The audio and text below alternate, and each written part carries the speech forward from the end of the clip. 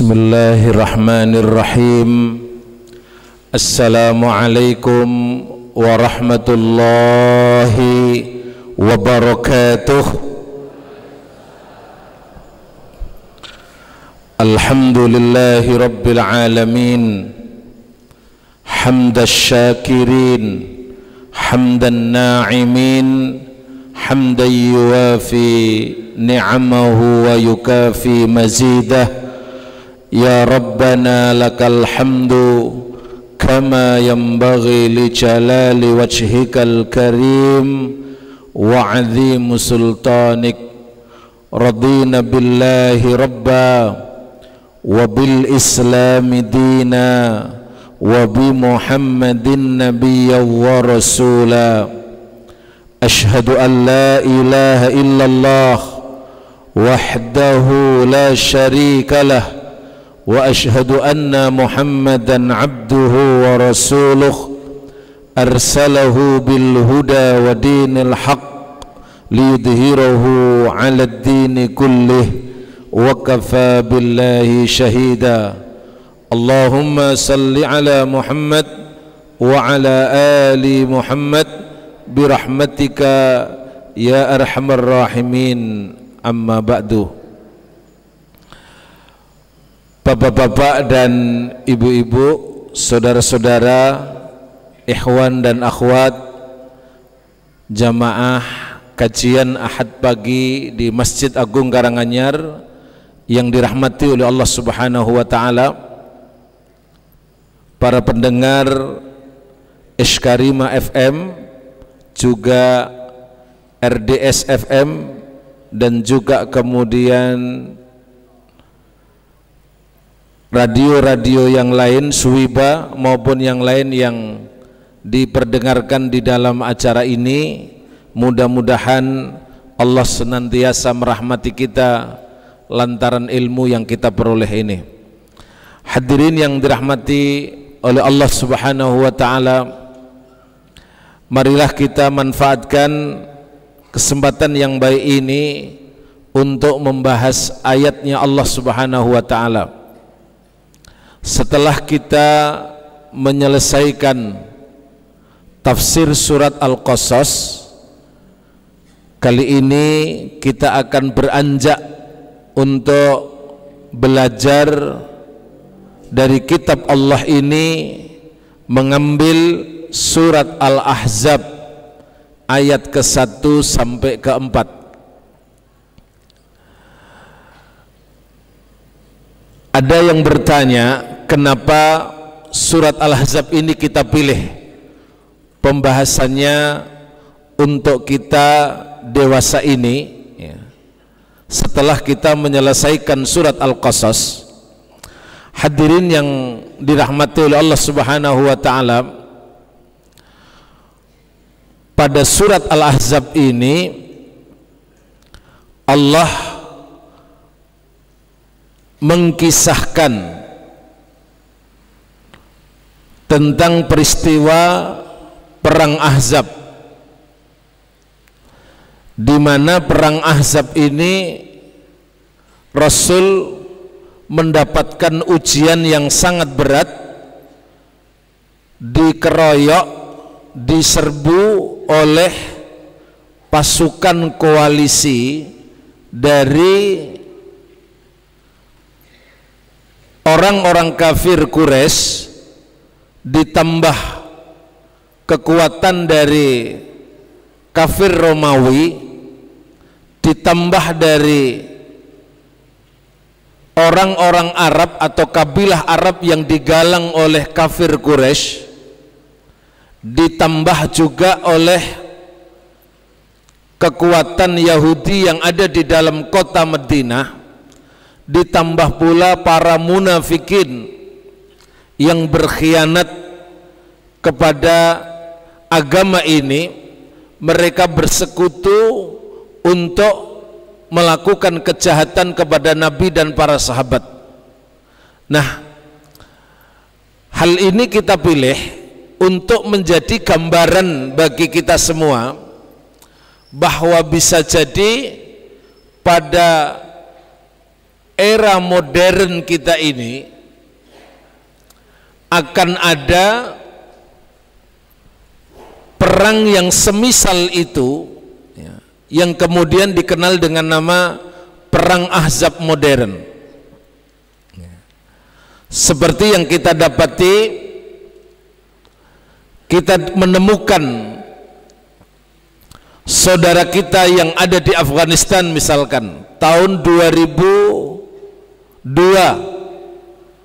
mendapatkan perlakuan seperti ini, diserbu oleh pasukan koalisi yang digalang oleh Amerika dan sekutunya dan menjadi porak-poranda. Dilanjutkan pula kepada perang Irak, di mana koalisi membumi hanguskan negeri yang ditempati kaum muslimin di tempat tersebut, ya. Dan juga kita temukan lagi-lagi mereka berkoalisi, ya.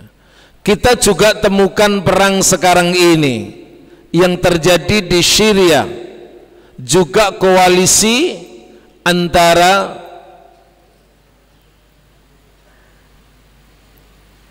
Rusia dengan pemerintahan Nusairiyah di Syria, ditambahkan dengan kekuatan dari Iran, Syiah Iran, bertemu, berkoalisi, dan sekarang ini yang menjadi korban adalah umat Islam di kawasan tersebut.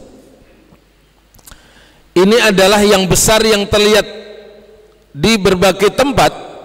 Juga kita mendapati, ya, di mana umat Islam kita ini menjadi objek dari kejahatan para penguasa di berbagai wilayah. Sebut saja yang paling terkenal itu adalah Muslim Uighur, kejahatan yang dilakukan oleh pemerintahan Cina menekan dan mempressure terhadap setiap kegiatan Muslim Uighur. Saudara kita di Kashmir, Muslim Kashmir, juga mendapatkan perlakuan yang tidak sepantasnya dari pemerintahan India. Saudara kita yang ada di Mindanao Selatan juga melakukan perlakuan kejahatan yang dilakukan oleh pemerintahan Filipina. Saudara kita yang ada di Rohingya mendapatkan perlakuan yang sama dari pemerintahan Burma. Begitu juga saudara kita yang ada di Thailand. Mari kita simpulkan, semua yang kita sebut tadi di berbagai wilayah ini adalah objeknya sama, tapi kemudian pelakunya berbeda-beda. Maka saya perlu ingatkan kepada kita semua, di mana Allah ingatkan kepada kita, wa ma naqamu minhum illa ayyuminu billahil azizil hamid. Tidak ada dendam kesumat yang mereka miliki kecuali lantaran mereka beriman kepada Al-Aziz, Zat yang maha perkasa, Al-Hamid, Zat yang maha terpuji. Jadi kalau ditanya kenapa ini menjadi objeknya, kenapa umat ini menjadi objeknya, sesungguhnya tidak ada kalimat lain kecuali karena mereka beriman kepada Allah Subhanahu wa ta'ala. Inilah alibi pertama yang ditutup-tutupi sehingga kemudian umat Islam itu terlenakan dengan hal ini.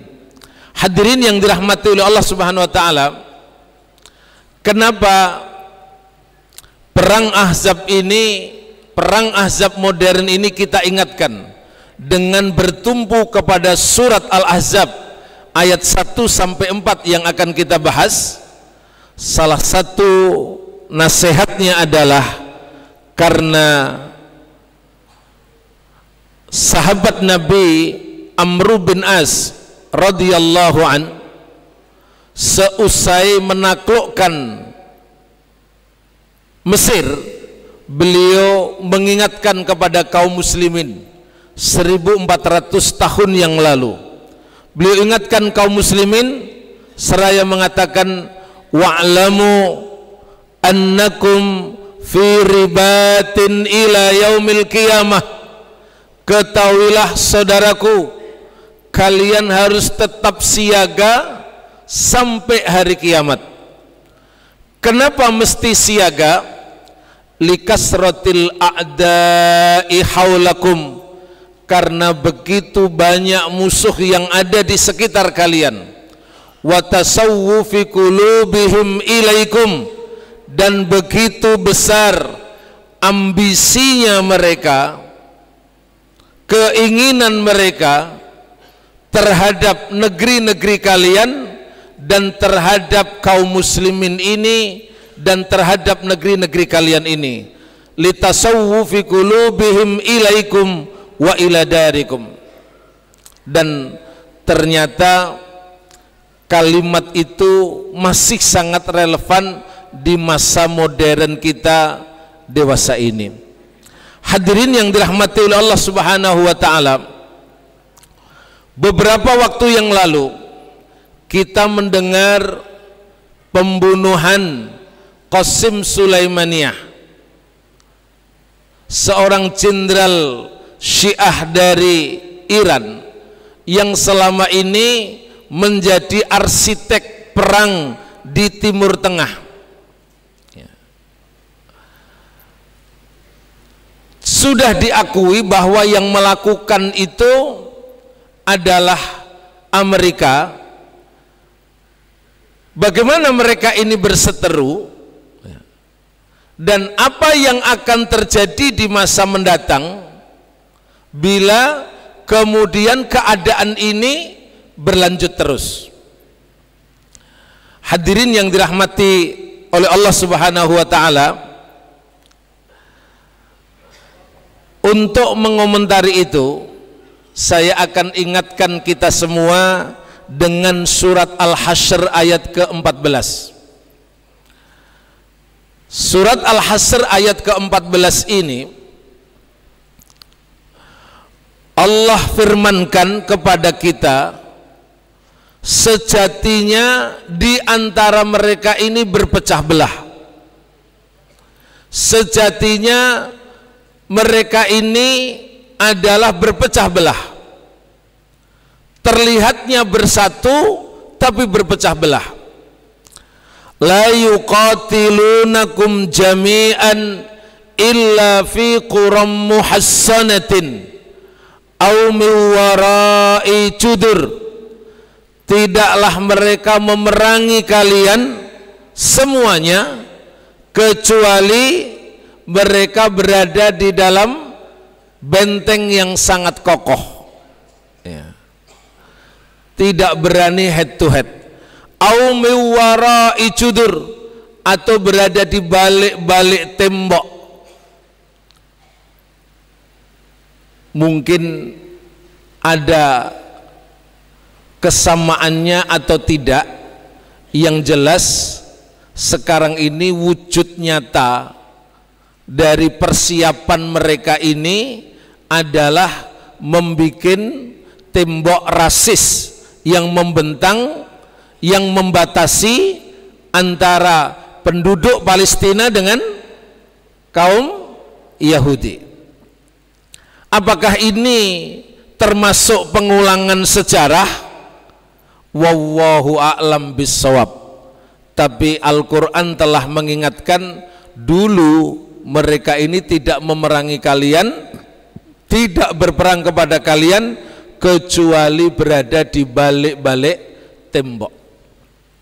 Bahkan di antara tembok itu yang ada di dataran Palestina ini membatasi dengan pemukiman Israel ini, sudah juga ditanam pohon gharqad di sekitarnya, karena mereka punya keyakinan sebagaimana di dalam hadis Muslim, seluruh batu dan pohon itu akan membantu kita kecuali pohon gharqad.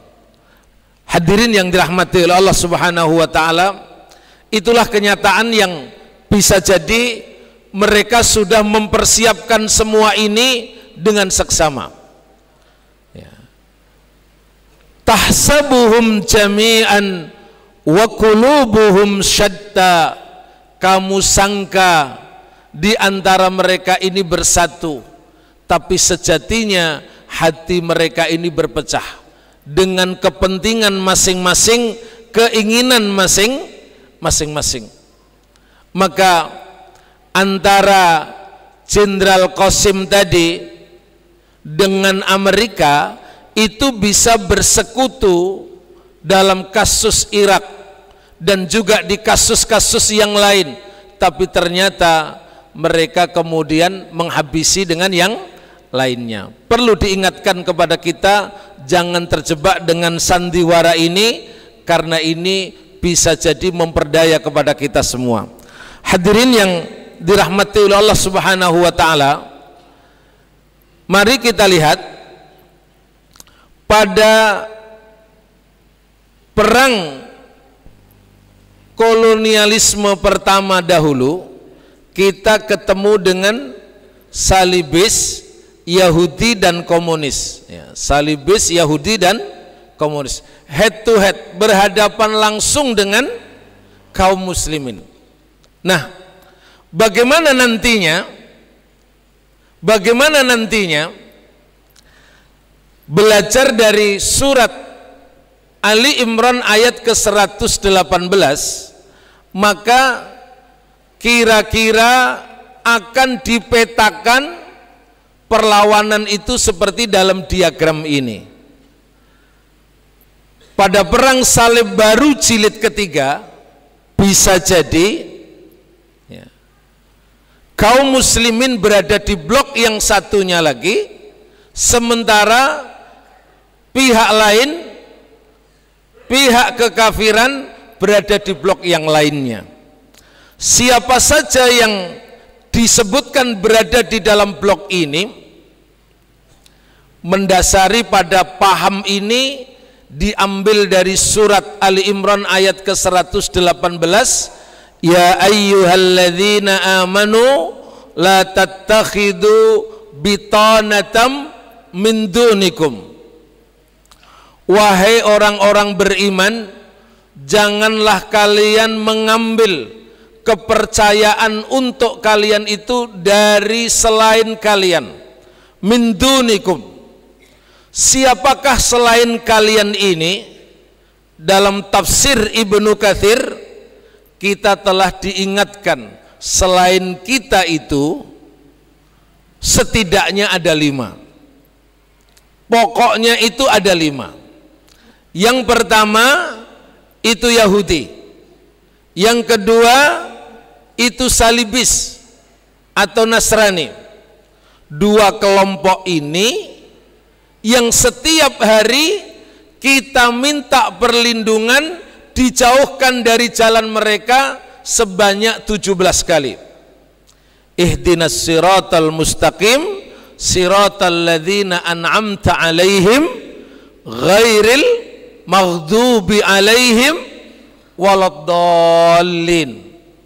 Nabi kita bersabda, yang disebut maghdub itu Yahudi, ad-dallin itu adalah Nasrani. Jadi nasnya agama ini itu dengan 2 kelompok ini pasti berlawanan. Maka kepada kita dilarang untuk mengambil mereka menjadi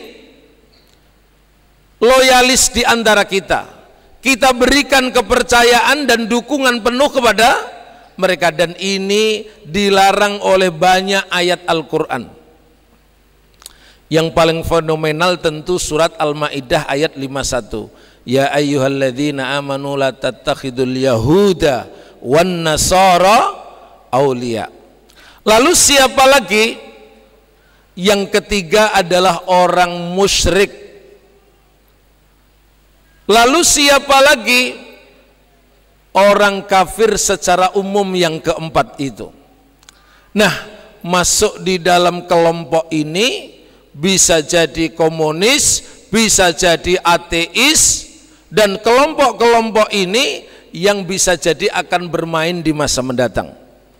Kemudian siapa lagi yang mengejutkan di kalangan kita dalam tafsir Ibnu Katsir, selain kita itu mendasari pada surat Ali Imran 118 sampai 119, ternyata yang kelima itu adalah munafik. Jadi di barisan mereka nanti itu adalah ada orang munafik. Mari berwaspada dengan munafik ini. Bisa jadi berada di kekuasaan-kekuasaan di dunia ini yang mereka menjadi bonekanya orang kafir. Bisa jadi mereka ini akan berada di barisan orang-orang yang melakukan kejahatan terhadap Islam, membelakangi oleh Islam, yang disebutkan oleh Profesor Jamal Abdurrahman, yaitu mereka yang berada di barisan liberalisme, pluralisme, dan sekularisme, yang selama ini memperlihatkan identitas keislamannya tapi memecundangi nilai-nilai Islam. Bisa jadi mereka juga terdiri dari ulama-ulama su yang justru malah berada di barisannya lawan, karena ulama su itu juga diisyaratkan oleh Nabi kita Muhammad sallallahu alaihi wasallam di akhir zaman akan adanya munculnya zallatul alim, yaitu ketergelinciran seorang alim, dan yang berikutnya adalah wajidalu munafik bil Quran, berbantahnya orang munafik dengan Al-Quranul Karim. Lalu siapa lagi yang berada di barisan ini? Bisa jadi para pemimpin-pemimpin gerakan-gerakan yang mengaku Islam tapi yang mereka sudah dibayar atau dijinakkan oleh kekuatan-kekuatan kafir. Nah, inilah diagram konstelasi di masa mendatang yang dilandasi pada surat Ali Imran ayat 118 sampai 119. Mudah-mudahan kita tersadarkan dengan keadaan ini dan segera mempersiapkan diri. Hadirin yang dirahmati oleh Allah Subhanahu wa taala, mari kita lihat surat Al-Ahzab. Fenomena perang Ahzab modern apa saja yang terlihat di era modern kita ini yang bisa saja itu menjadi pemicu kehadiran perang Ahzab, kehadiran perang Ahzab. Sekaligus di dalam ayat ini kita akan belajar surat Al-Ahzab ayat 1 sampai 4 ini. Kita akan belajar, kenapa Mas?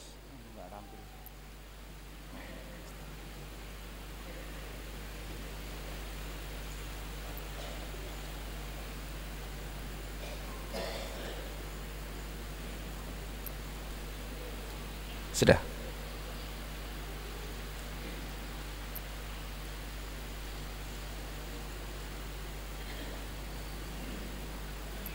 Ya. Nah, pada ayat 1 sampai 4 ini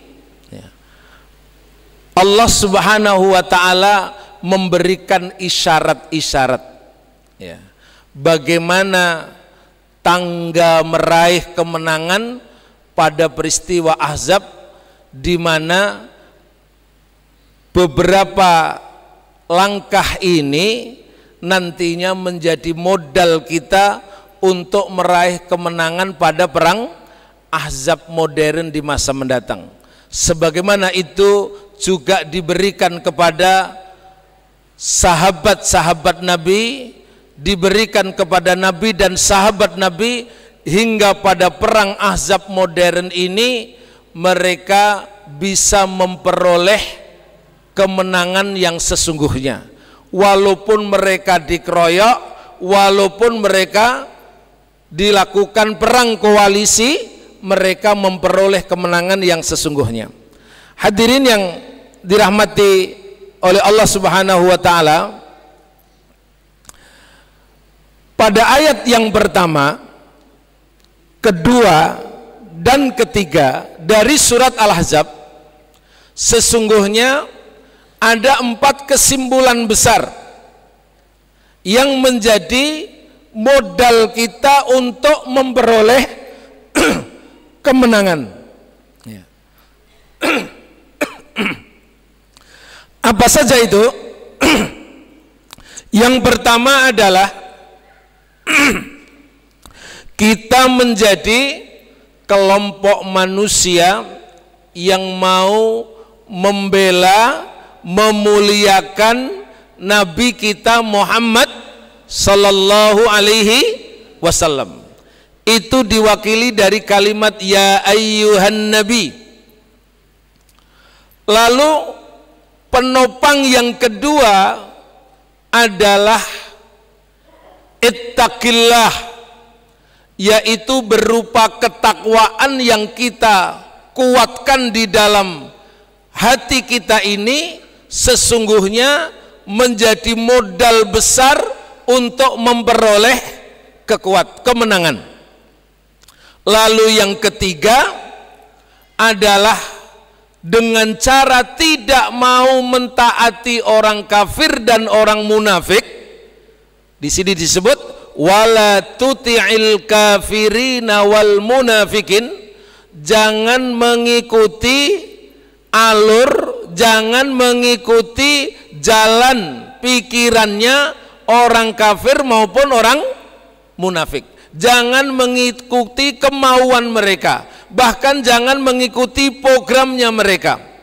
Inilah yang nantinya akan menjadi modal kemenangan itu diperoleh untuk kita semua. Lalu bila kita dilarang mengikuti munafik maupun orang kafir, solusinya apa? Pada ayat berikutnya Allah berfirman, wattabi' ma yuha ilaika mir rabbik innallaha kana bima ta'maluna khabir. Kalau begitu, jalan yang perlu ditempuh adalah hanya mengikuti wahyu yang telah diturunkan oleh Allah Subhanahu wa ta'ala. Jadi inilah cara kita untuk memperoleh kemenangan. Lalu cara yang berikutnya, selain mengikuti wahyu Quran dan Sunnah, adalah menyandarkan semua urusan ini dengan bertawakal kepada Allah Subhanahu wa ta'ala. Kenapa dari 4 langkah ini diakhiri, 5 langkah ini diakhiri dengan bertawakal kepada Allah? Bapak Ibu semua, ketika kita sudah berani menancapkan untuk tidak mentaati kekafiran dan orang munafik, untuk hanya mengikuti wahyu dan wahyu yang datang dari Allah Subhanahu wa ta'ala dan sunnah Nabi ini, ketahuilah badai ujian, fitnah, tantangan, rintangan itu akan datang silih berganti. Karena mereka yang berpegang kepada agama seperti ini disebutkan oleh Rasulullah kal qabid alal jamari, mereka seperti memegang bara api. Maka oleh karena itu, siapkanlah mental kita, ketawakalan kita kepada Allah Subhanahu wa ta'ala untuk melakukan perlawanan terhadap semua ini, karena bisa jadi itu akan menimpa kepada kita. Bisa jadi kejahatan-kejahatan yang mereka akan lakukan akibat kita tidak mentaati kekafiran dan munafik, akibat kita mengikuti ajaran yang ada di dalam Quran dan Sunnah, itu secara bertubi-tubi bisa jadi akan dihadapi. Bahkan Nabi kita itu pernah berwasiat 10 wasiat.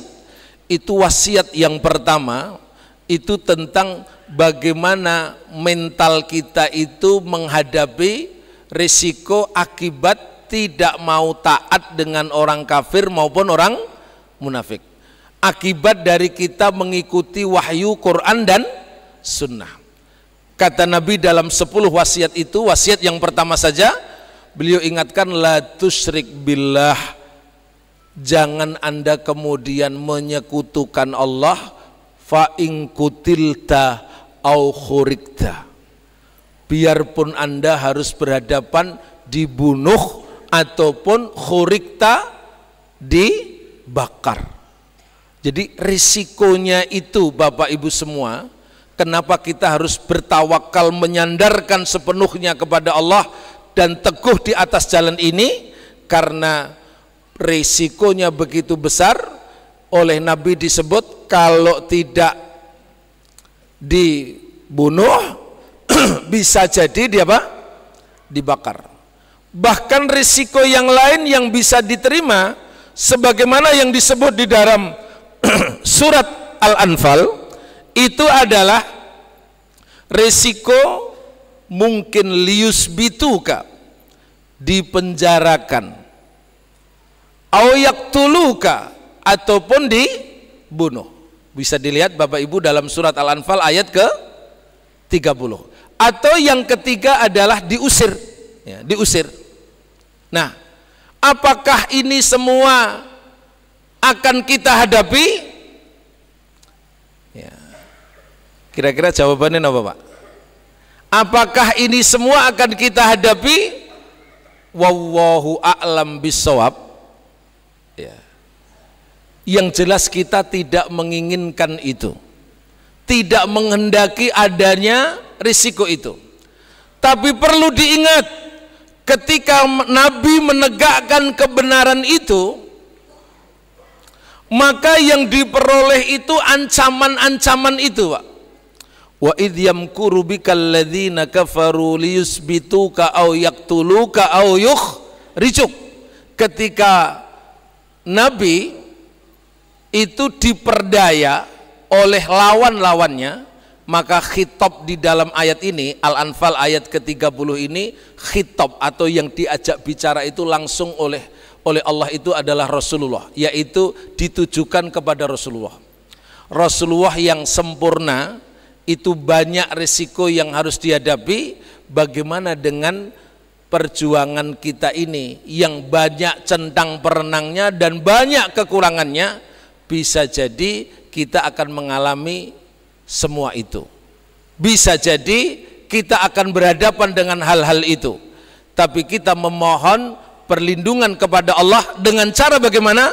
Wa tawakkal 'alallah wa kafa billahi wakila. Bertawakallah kalian kepada Allah dan sesungguhnya cukuplah Allah sebagai wakil kita saja, sebagai pelindung kita, sebagai penolong kita, sebagai pihak yang akan memberikan jaminan kepada kita semua. Karena ini memang dinasihatkan kepada kita semua. Hadirin yang dirahmati oleh Allah Subhanahu wa taala, mari kita bahas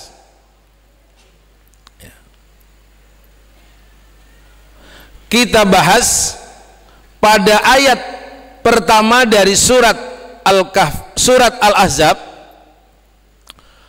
Allah Subhanahu wa taala telah mengingatkan kepada kita semua fenomena perang Ahzab modern ini. Yang diisyaratkan di dalam surat Al-Ahzab ini apa saja? Mari kita lihat, kita bahas yang pertama, ya ayyuhan nabiyyuttaqillah wa la tuti'il kafirina wal munafikin. Wahai para nabi, wahai nabi, maksudnya adalah Nabi Muhammad, ittaqillah, bertakwalah engkau kepada Allah, wala tuti'il kafirina wal munafikin, janganlah kalian mentaati orang kafir dan orang munafik. Innallaha kana aliman hakima. Sesungguhnya Allah adalah zat yang maha tahu dan maha bijaksana. Hadirin yang dirahmati oleh Allah Subhanahu wa taala, ayat ini diawali dengan panggilan penghormatan, yaitu dengan kalimat ya ayyuhan nabiyyu, wahai nabi. Maksudnya adalah nabi kita Muhammad sallallahu alaihi wasallam, di mana Allah Subhanahu wa taala di dalam ayat ini memanggil nabinya, memanggil utusannya dengan gelar yang mulia. Dalam bahasa lain, Allah itu melakukan penghormatan dan pemuliaan kepada Nabi Muhammad sallallahu alaihi wasallam. Padahal kira-kira Allah itu manggil jangkar kepada Nabi Muhammad boleh tidak? Boleh tidak Allah manggil jangkar? Jangkar, panggil pakai panggilan nama saja. Ya. Jawabannya boleh, terserahnya Allah. Tapi di sini kita dapat pelajaran yang sangat mulia sekali.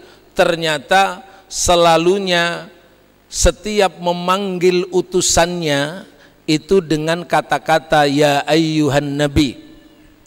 Seperti pada surat At-Tahrim yang tadi pada sholat subuh saya baca di rakaat kedua, itu ada kalimat ya ayyuhan nabiyyu, wahai nabi, jahidil kuffar wal munafikin, berjihadlah engkau melawan orang kafir dan orang munafik, waghlud alaihim, dan bersikap tegaslah kepada mereka, wa ma'wahum jahannam, tempat mereka di jahannam. Itu juga menggunakan panggilan itu dengan panggilan ya ayyuhan nabi. Juga berada di dalam ayat ini surat Al-Ahzab ya ayyuhan nabi.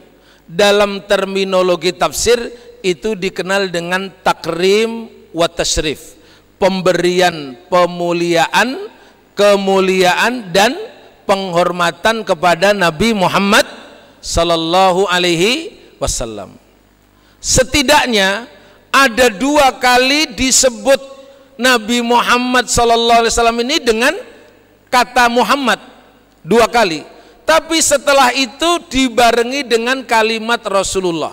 Contohnya di dalam surat Al-Fatah Allah berfirman Muhammadur Rasulullah. Muhammad itu adalah Rasul Allah. Selalunya ditautkan dengan gelar yang sangat mulia. Begitu juga di dalam surat pertengahan surat Al-Ahzab. Wa ma Muhammadun aba ahadim mir rijalikum. Memang menyebut kata Muhammad. Ya. Tapi kemudian Allah melanjutkan walakin Rasulullah. Dia ini adalah seorang Rasul wa khataman nabiyyin, dan dia adalah penutup di antara para nabi.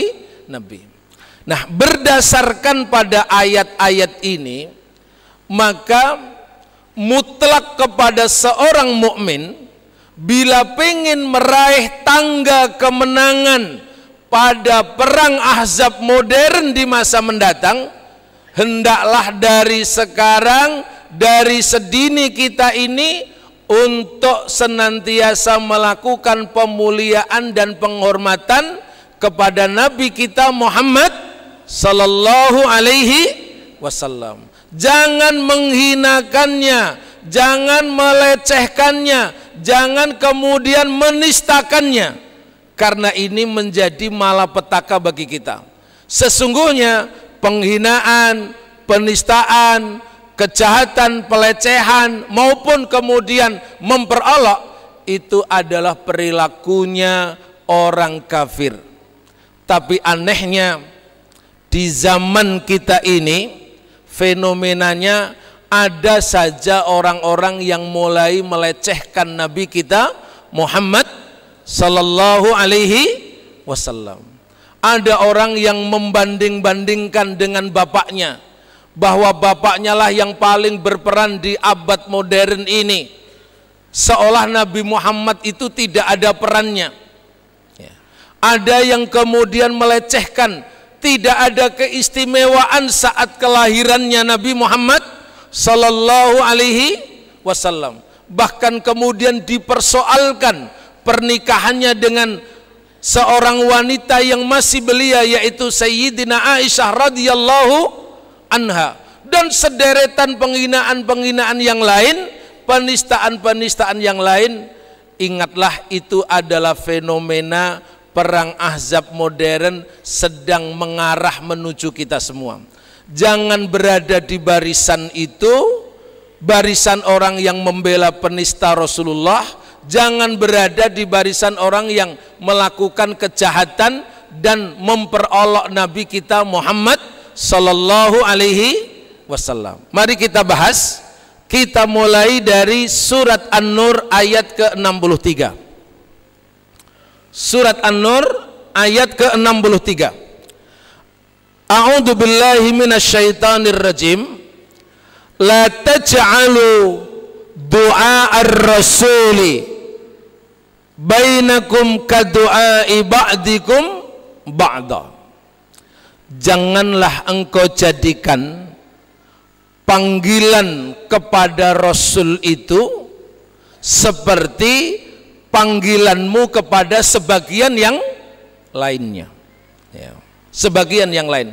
Ini urusan manggil saja, manggil namanya saja itu kepada kita tidak boleh menyamakan panggilan kita kepada Nabi Muhammad SAW ini dengan panggilan kepada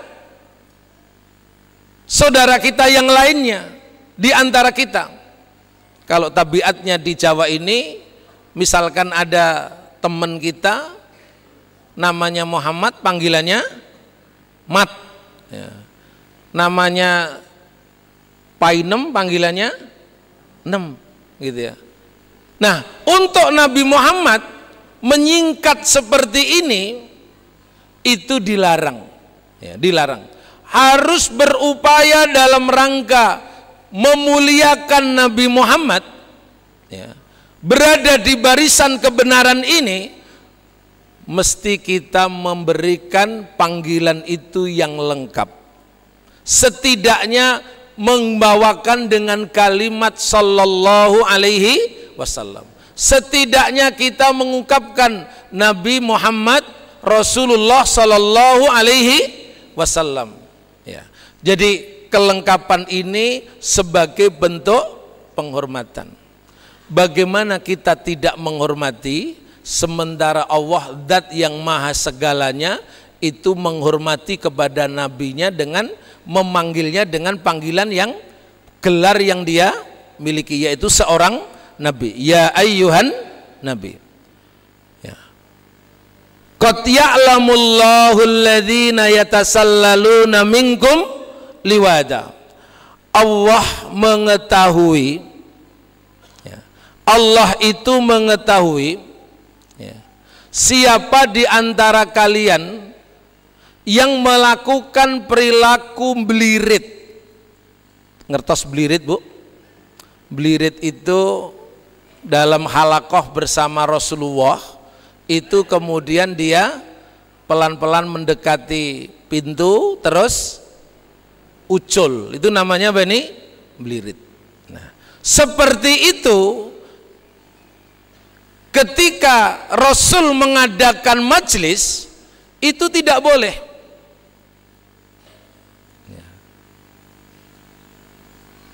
Bagaimana kalau Nabi kita sudah wafat? Ya, sudah wafat. Bagaimana penghormatan kalau Nabi kita sudah wafat? Nabi sudah tidak punya majelis lagi karena secara fisik sudah tidak hadir di tempat kita ini, nggak hadir secara fisik. Kecuali ada orang-orang yang barangkali punya pandangan sedikit rada menyimpang, seolah bahwa Nabi Muhammad itu hadir di tengah-tengah kita. Beliau ini manusia dan sudah diwafatkan oleh Allah Subhanahu wa ta'ala. Bagaimana menghormatinya? Bagaimana menghormatinya? Adalah menghormatinya itu ketika ada majlis yang di situ dibacakan ayat-ayat Allah, di situ dibacakan hadis-hadis Nabi, maka majlis itu mutlak dan wajib kita hormati. Tidak boleh sembarangan kita ini memperlakukan majlis itu dibanding dengan majlis atau pertemuan yang lainnya. Mari kita lihat pada ayat ke-62-nya dari surat An-Nur. Tadi 63, kita lanjutkan 62-nya. Ya innamal mu'minuna alladzina amanu billahi wa rasulihi wa idza kanu ma'ahu ala amrin jami'in lam yadhhabu hatta yasta'dhinuh. Jadi adabnya bermajlis yang di situ dibacakan hadis-hadis Nabi, dilantunkan ayat-ayat Allah, itu digambarkan di dalam ayat ini. Hanya saja orang yang beriman itu adalah orang yang beriman kepada Allah dan kepada Rasulnya. Apabila sedang bersamanya dalam urusan kebersamaan, ya, saya tanya, kita ini urusan kebersamaan apa tidak? Iya, sama. Kita telah berkomitmen di jam sekian kita bertemu, kemudian di jam sekian kita nanti berpisah, kemudian kita meninggalkan beberapa pekerjaan kita, itu namanya urusan kebersamaan. Kami juga meninggalkan salah satu pekerjaan, mungkin Bapak Ibu meninggalkan banyak pekerjaan. Ini adalah urusan apa nih? Kebersamaan. Lam yadhhabu hatta yasta'dhinuh. Tidaklah pergi dari majlis itu sampai dia minta izin, ya, sampai dia minta izin. Nah, pasti ada yang bertanya, bagaimana yang pergi tidak minta izin? Ya, jawabnya tidak sesuai dengan adab yang ada di dalam surat An-Nur ayat ke-62. Jadi urusan izin kemauan itu dalam adabnya itu dilakukan sebagaimana adab itu dijalankan oleh para sahabat Nabi kepada Rasulullah Sallallahu Alaihi Wasallam. Ya. Tidak keluar dari majlis. Apalagi di 63 ngentim belirit. Belirit niku pripun Bapak? Jadi klisik-klisik terus suwe-suwe apa? Ngilang. Niku ora itu ngoten niku. Ya, ora itu. Ya. Innalladzina yasta'dzinunaka ulaikal ladzina yu'minuna billah. Mereka yang izin kepadamu, kepada Nabi Muhammad pada waktu itu adalah orang yang beriman kepada Allah, ya, dan hari akhir. Artinya apa Bapak Ibu semua? Kalau tidak izin berarti bagaimana? Saya ulang, kata Allah yang beriman itu adalah yang minta izin. Kalau yang tidak izin, mang jawab dewe. Ya. Kemudian bagaimana kalau mereka minta izin? Wa idzasta'dzanuka li ba'dhi sya'nihim. Apabila mereka minta izin untuk sebagian urusan mereka, boleh enggak? Boleh. Fa'dzan liman syi'ta. Berilah izin kepada siapa yang kamu kehendaki. Itu adab. Itu adab. Kalau kita sama majelisnya Rasulullah seperti ini, di mana dibacakan sunnah-sunnah Nabi, dibacakan ayat-ayat Allah, kita tidak bisa menghormati, lalu siapa lagi yang nanti menghormati? Yang mereka ini kemudian memulai menuduh-nuduhkan, mulai menyangka-nyangkakan, padahal sesungguhnya yang diajarkan di dalam majelis ini adalah majelis untuk memuliakan ayat-ayat Allah dan sunnah-sunnah Nabi. Nah, hadirin yang dirahmati oleh Allah Subhanahu wa taala, jika minta izin maka berilah izin kepada siapa yang dikehendaki. Tapi setelah itu yang minta izin ini mintakan ampun kepada Allah. Kenapa kok dimintakan ampun? Wastaghfir lahumullah. Kenapa? Karena dia sedang berpikir untuk dirinya sesaat, sementara yang dia tinggalkan urusan kebersamaan. Maka hadirin yang dirahmati oleh Allah, beginilah adabnya kita ya, kepada Nabi kita Muhammad sallallahu alaihi wasallam. Setidaknya ketika Nabi Muhammad sudah tiada seperti kita ini, setidaknya ada majelis yang bisa kita berikan penghormatan karena di situ dibacakan sunnah-sunnah Nabi sallallahu alaihi wasallam. Mari kita lanjutkan. Lalu yang berikutnya, larangan meninggikan suara di hadapan Rasulullah sallallahu alaihi wasallam. Pada surat Al-Hujurat ayat ke-1 sampai ke-4. Ya ayyuhalladzina amanu la tuqaddimu baina yadayillahi wa rasulihi wattaqullaha innallaha sami'un alim. Wahai orang-orang yang beriman, wahai orang-orang yang beriman, janganlah kalian sekali-kali mendahului Allah dan mendahului Rasulnya. Pantang seorang mukmin itu untuk mendahului titahnya Allah dan titahnya Rasulullah. Pantang untuk mengedepankan yang lainnya lalu menomorduakan Allah dan Rasulnya. Maka sikap seorang mukmin itu yang benar menjadikan ayat suci itu berada di atas segala-galanya, termasuk berada di atas ayat konstitusi. Jangan dibalik seperti seseorang yang tampil di ELC, dia nyatakan ayat konstitusi itu lebih tinggi daripada ayat suci. Na'udzubillah. Ya. Ayat konstitusi itu buatan manusia, ya, buatan manusia. Ini adalah firman-Nya Allah, ketetapannya Allah yang konstan, baku, tidak berubah, ya, tidak berubah. Nah hadirin yang dirahmati oleh Allah Subhanahu wa taala, mestinya sikap kita itu adalah mengedepankan, mendahulukan ayat-ayat suci dan bukan mendahulukan ayat-ayat konstitusi. Apalagi dalam ayat-ayat konstitusi kita sejatinya tidak berlawanan dengan ayat-ayat suci kita. Lakukan yang tidak berlawanan. Kalau yang berlawanan, tentu seorang muslim sikapnya adalah kemudian mengedepankan ayatnya Allah dan ayatnya Rasulullah sallallahu alaihi wasallam yang dikenal dengan ayat suci.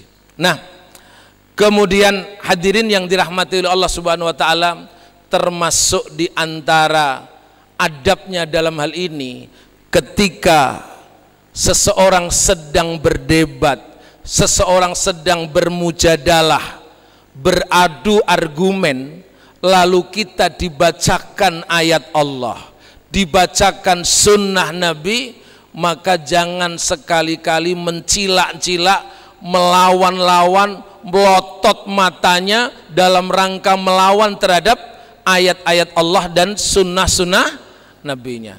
Ini adalah pantang bagi seorang mukmin untuk melakukannya.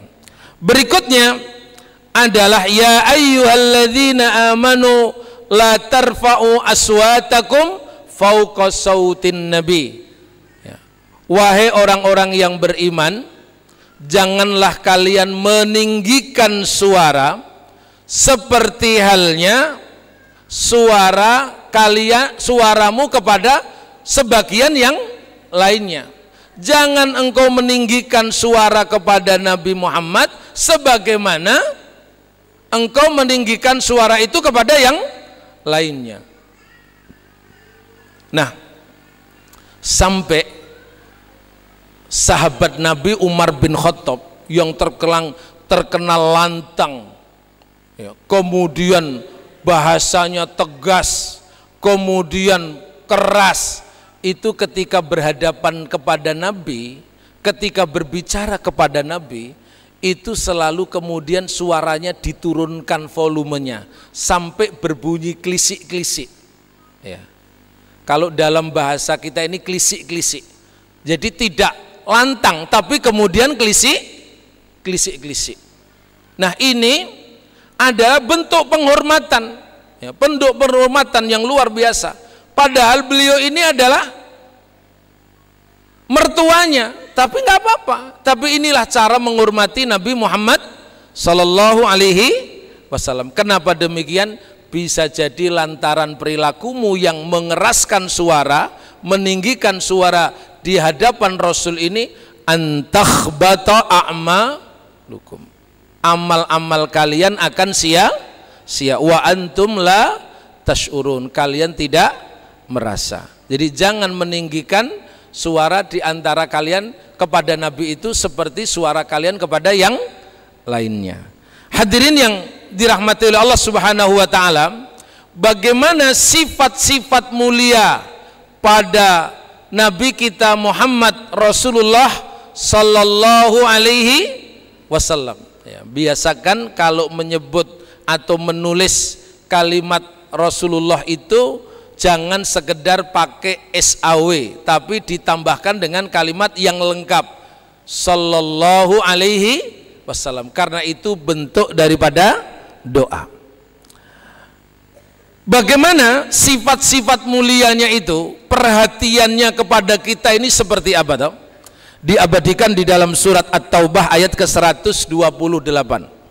Laqad ja'akum rasulun min anfusikum, sungguh Rasul itu telah datang dari kalangan kalian, dari jenis manusia seperti kalian. Apa kemuliaannya dalam hal ini? Karena dengan diutusnya Rasul dari kalangan manusia, kita kemudian mudah untuk meneladaninya atau mudah untuk menirunya. Bayangkan bagaimana kalau Rasul itu datang dari kalangan malaikat, tentu sulit untuk kita ikuti. Kemudian azizun alaihi ma anittum, beliau Nabi kita ini memiliki beban yang syaqun sa'bun. Azizun alaihi itu syaqun sa'bun, beban yang sangat berat, yaitu beban untuk sampainya risalah ini, amanah ini yang diberikan oleh Allah ini sampai kepada seluruh umatnya. Itu adalah beban yang tidak ringan. Bahkan di dalam surat Asy-Syarah itu digambarkan bebannya itu alladzi anqadha dhahrak, di mana bebannya itu yang mematahkan punggung. Ekspresi dari beban yang berat itu kan kalau dibawa pakai apa nih? Punggung. Ya. Nah, hadirin yang dirahmati oleh Allah Subhanahu wa taala, Nabi yang sudah begitu mulia dengan segala jerih payahnya, dengan segala tenaganya, kesusahannya, beliau telah menyampaikan risalah ini hingga sampai kepada kita semua, ya. Dan tidak ada satupun yang ditinggalkan. Sebagaimana yang sudah disebutkan di dalam Al-Maidah ayat 3, semua sudah disempurnakan. Ala qad balagtum qalu bala, maka para sahabat menyebutkan, sudahkah kami sampaikan semuanya? Sahabat menjawab, betul ya Rasulullah, semua ajaran telah engkau sampaikan. Falyuballighu syahidu minkumul ghaiba, hendaklah menyampaikan orang yang tidak hadir ini kepada yang orang yang hadir kepada orang yang tidak hadir.